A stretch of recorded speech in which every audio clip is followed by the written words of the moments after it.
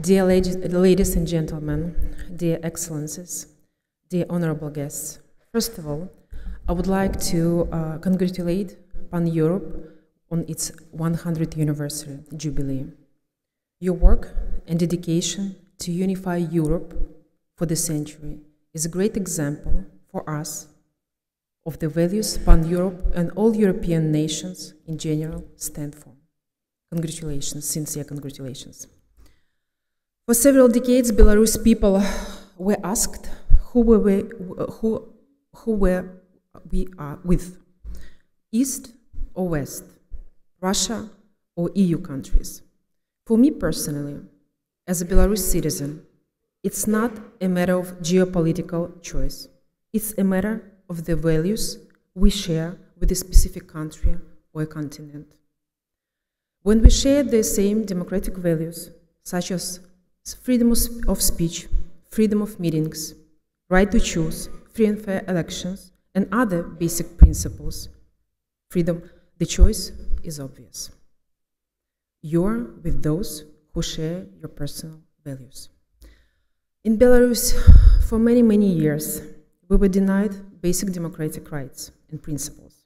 In 2020, so-called Belarus president reached the elections the sixth time in a row. Thousands of people went out on the streets to protest peacefully. President Putin was the first one who congratulated so-called president of Belarus, Lukashenko, with his win, even though President Putin was aware of the situation inside of the country, where Lukashenko doesn't have any support. Later on, President Putin provided to Lukashenko $1.5 million.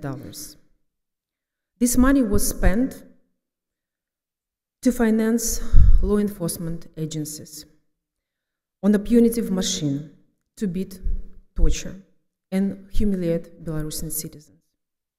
Today, 2.5 years later, the situation in Belarus significantly worsened compared to 2020. There are 700 political prisoners in Belarus. Out of them, 205 are female political prisoners. 235 are women under partial house arrest. 45,000 Belarusians went through the prisons, which is an absolute record for any European country after the World War II. About 10% of Belarusian people had to flee the country to save their life and freedom. Ongoing repressions in our country do not stop even today. Just to give you the latest examples, what happened in Belarus.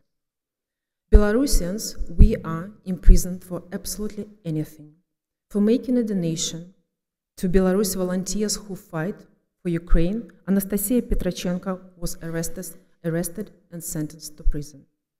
The wife of political prisoner Igor Losik, Daria Losik, was detained because she was not given her fight for her husband, who was put in the prison two years ago. Their 4-year-old daughter now has no parents.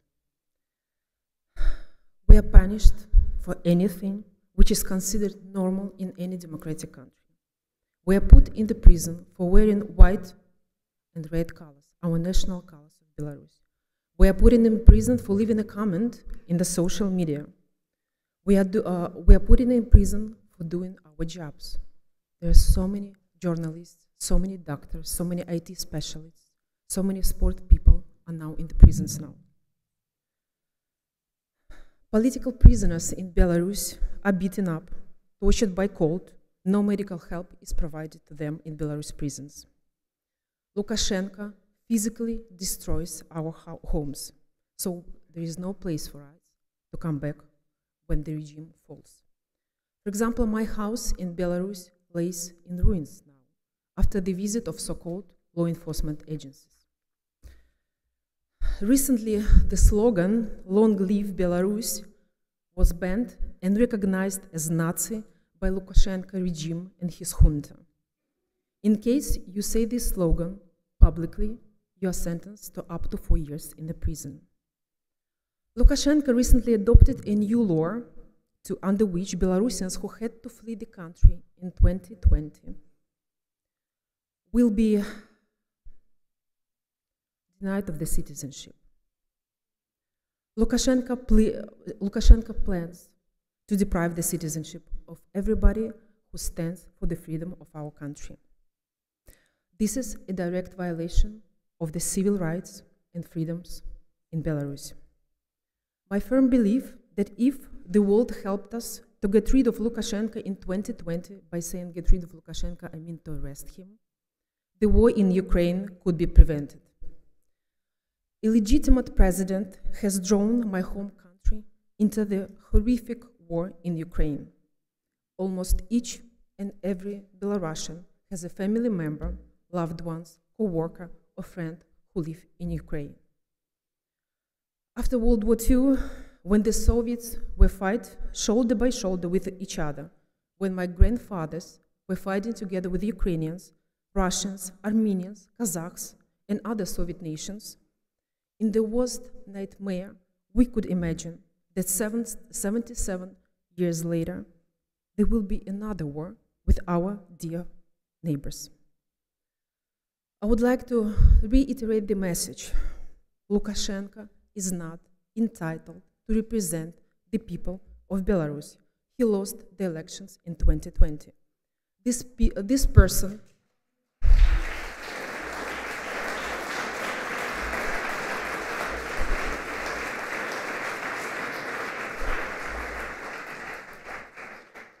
person illegally makes the decision on behalf of Belarus people. Therefore, Belarusians should not be held liable for his criminal acts and actions. Brave Belarusian men and women, they fight together, shoulder to shoulder, in Ukraine. They fight together in Kalinovskoye and Pagonia and Terror regiments. With all our hearts and souls, we stand with the people of Ukraine. The war in Ukraine should be stopped immediately. We acknowledge that when Ukraine wins, President Putin is going to lose his power, and Belarusians, as a result, we are going to win our fight as well. I would like to appeal to European nations, when the war is over, knowing how Lukashenko acts in political and normal life, he's going to start claiming that he was always against the war. Only because of his goodwill, Belarus troops did not enter Ukraine, that he was forced by Putin to use Belarus soil to attack Ukraine. Neither listen nor believe this person. He's going to fool you. Several months ago, before the invasion to Ukraine, he was swearing to Belarus nations that Belarus soil will never be used to attack Ukraine. Now, we all witness what happened in Ukraine. For 6 months, Belarus Women's Foundation volunteers, we were collecting the testimonies of the women who were tortured, beaten up, and humiliated in Belarus prisons. We filed the claim with International Criminal Court in The Hague against Lukashenko. Please help us in any possible way to open criminal charges against this person. He should be held liable for all the crimes he committed against Belarus people and Ukrainian people. He must be sued the same way, together with Putin, as other dictators, such as Slobodan Milosevic from Yugoslavia, Muammar Gaddafi from Libya, Omar al-Bashir from Sudan. Last thing I would like to conclude. We need to learn from our experience. As the situation is worsening in Belarus, our people feel very demotivated now. We believe that bringing our people back to a political life may change the situation in the country, especially in the close circles around Lukashenko. We would like to launch an initiative for online elections in Belarus. For this purpose, we are going to use an independent online platform for elections, and we are going to invite international observers. We believe that's the only parliamentary republic where not a single person with unlimited powers takes the decision, we believe in parliamentary democracy. We want to change the situation in our country as soon as possible. Therefore, we need to have the open discussion, open dialogue, and the cooperation with EU countries. We all would like the war in Ukraine to be stopped as soon as possible. And we want to go back to our beloved Belarus. Belarusians want to live in peace, in democracy, the way European nations have been living for many decades. I believe only together we are going to win the war in Ukraine and Belarus. Long live my beautiful Belarus. Glory to Ukraine. Thank you.